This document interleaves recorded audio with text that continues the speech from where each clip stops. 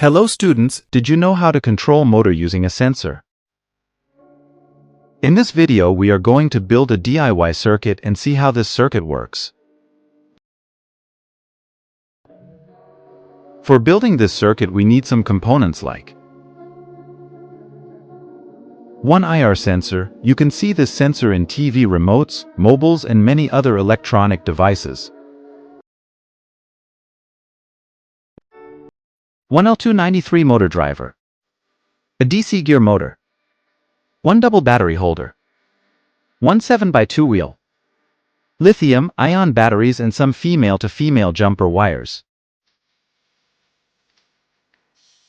Connect the IR sensor with motor driver. IR sensor helps us to detect any object in front of it. Connect the female jumper wires from 5 volt of IR sensor to 5 volt of motor driver. Do same for ground of IR sensor.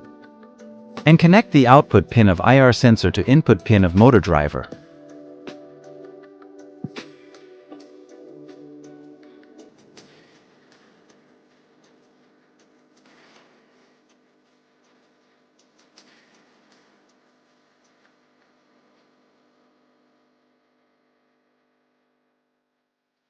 Connect the DC gear motor to output terminal of motor driver on the same side where input pin is connected to IR sensor.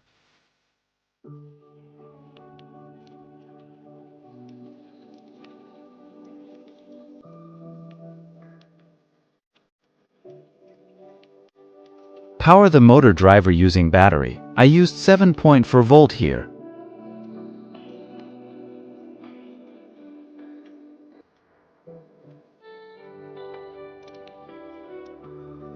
Insert the positive and negative wires to the motor driver's power pins.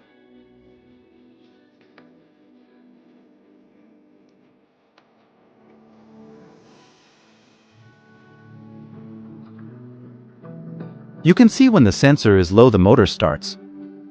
And as soon as I make the sensor high, it will automatically stops the motor.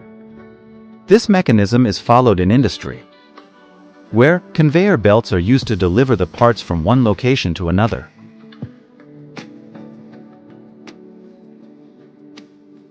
I can use the wheel for a better view. Now, I will teach you some untaught logics that how the motor is controlled by L293D motor driver. And that will help you in making creative projects of your own imaginations. So, this L293D motor driver can control 2 motors at a time and also bidirectionally. That means you can control the motor in both forward or backward directions by just changing the signal from input pins. These are the power pins. These 2 are plus 5 volts pins. This IC is operated by plus 5 volts itself. Next 2 pins are of ground, or we can say 0 volt. And these 2 pins can be used to connect external supply of plus 9 volts or 12 volts, only if required. Now, M1 and M2 slots are used to connect the outputs like DC geared motor, pumps, etc. IN1 and IN2 are used to provide external signals. We will understand the logic behind the working of this motor from M1 slot. The concept will be the same to control another motor from these slots. Let us consider the input pins to be A1 and A2, where we will have to provide the signal from the IR sensor. The IR sensor gives 5 volts as output if it doesn't detect any obstacle in range of it. And it gives 0 volts if it detects obstacles. When we connect the output wire of IR sensor in A1, the motor starts rotating in forward direction. This is because A1 is getting 5 volts from the IR sensor. When we connect the output wire to A2, the motor will rotate in the backward direction. This time A2 is at high. When the IR sensor senses any obstacle in front of it, the motor will stop rotating. because the IR sensor does not provide 5-volt high voltage, which means both A1 and A2 are getting 0 volts. But if we want, that motor should run on detection of obstacles.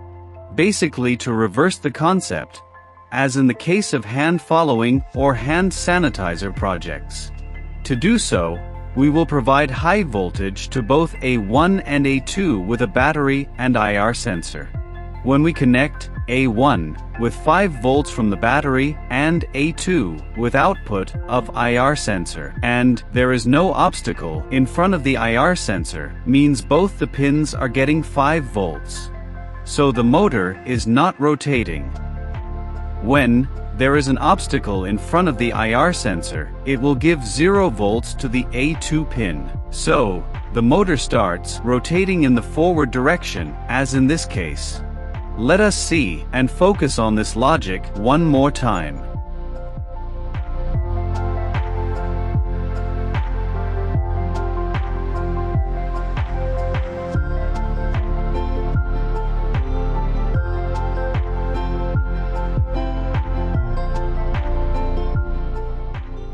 These understandings will help you in making many more upcoming projects.